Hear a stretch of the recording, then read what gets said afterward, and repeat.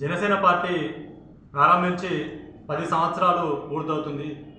ఈ 10 సంవత్సరాల కాలంలో జనసేన పార్టీని స్థాపించిన శ్రీ కొణిదెల పవన్ కళ్యాణ్ గారు ఆయన వెంట నడిచే పార్టీకి అండగా ఉండే కార్యకర్తలకి పెద్దలకి భరోసా నింపడానికి కోసం, అదేవిధంగా పార్టీ కోసం కష్టపడే వాళ్ళకి ప్రాధాన్యత ఇవ్వడం కోసం ప్రవేశపెట్టిన క్రియాశీలక సభ్యత్వం ఈ నెల 18 నుండి 28 వరకు స్టార్ట్ అయింది. అయితే పార్టీ కోసం ఎప్పటి నుండో కష్టపడ్డ వాళ్ళకి రాజకీయ గుర్తింపు కోసం, అదేవిధంగా ఆర్థిక భరోసా, వాళ్ళ కుటుంబానికి ప్రమాదశాత్తు ఏమైనా జరిగినప్పటికీ వాళ్ళ కుటుంబానికి ఆర్థిక భరోసా ఇవ్వడం కోసం ప్రవేశపెట్టడం, ఈ క్రియాశీలక సభ్యత్వం అనేది ప్రవేశపెట్టడం జరిగింది. కావున సిరిసిల్ల నియోజకవర్గ ప్రజలు, జనసేన పార్టీ కార్యకర్తలు, అదేవిధంగా పవన్ కళ్యాణ్ గారి శ్రేయోభిలాషులు క్రియాశీలక సభ్యత్వాన్ని నమోదు చేసుకోవాల్సిందిగా ఈ సందర్భంగా కోరుకుంటున్నాం.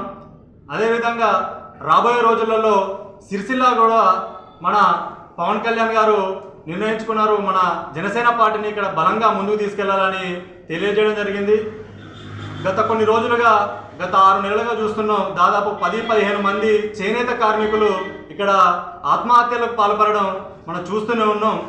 ప్రభుత్వాలు తీసుకునే నిర్ణయాల వల్ల చేనేత కార్మికులకు ఒక శాపంగా మారింది.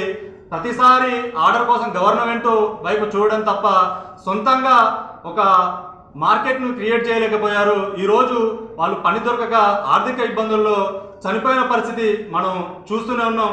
ఈ విషయాన్ని కూడా మా జనసేన పార్టీ రాష్ట్ర నాయకత్వానికి, జిల్లా ఇన్ఛార్జు సాగరన్న గారికి కూడా వాళ్ళ దృష్టికి కూడా తీసుకెళ్లడం జరిగింది.